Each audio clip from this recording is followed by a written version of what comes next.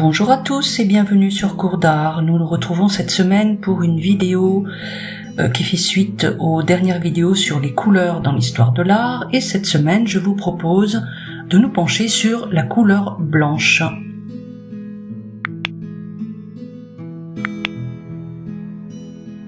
Le blanc est la couleur de l'innocence par excellence, envers laquelle nous sommes intransigeants.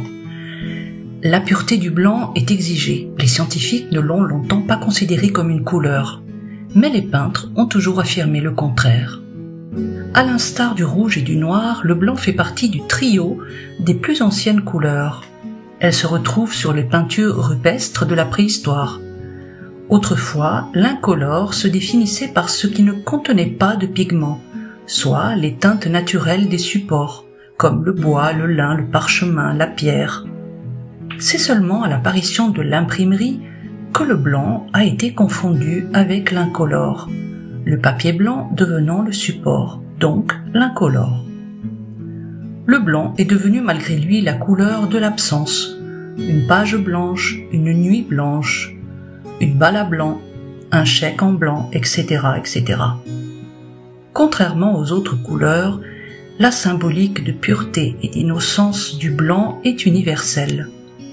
Elle se retrouve dans d'autres cultures en Asie ou en Afrique. La raison à cela, peut-être parce que le blanc n'est vraiment blanc que lorsqu'il est pur. Aucune autre couleur n'est aussi uniforme et régulière dans la nature qu'un paysage enneigé, pas même la mer ou le ciel. Le drapeau blanc de la paix s'oppose au drapeau rouge du combat sur un champ de bataille. Les robes de mariée sont devenues blanches au fil du XVIIIe siècle, du fait des exigences chrétiennes concernant la virginité de la promise.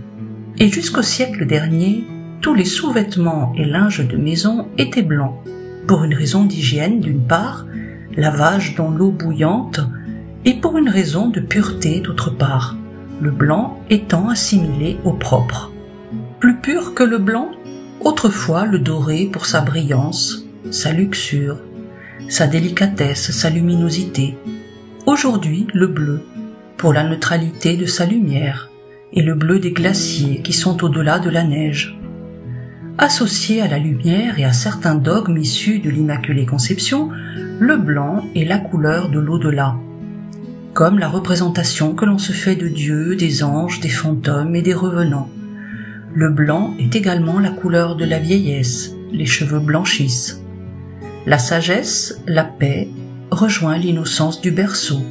Le blanc symbolise le tout, le cycle de la vie.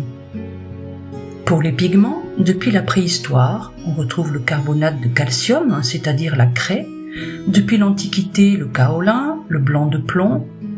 Depuis le XIXe siècle, il y a le blanc de zinc, le lithophone et le blanc de titane. Je vous dis à bientôt pour de nouvelles balades artistiques. Si vous avez apprécié cette vidéo, n'hésitez pas à liker, commenter et partager.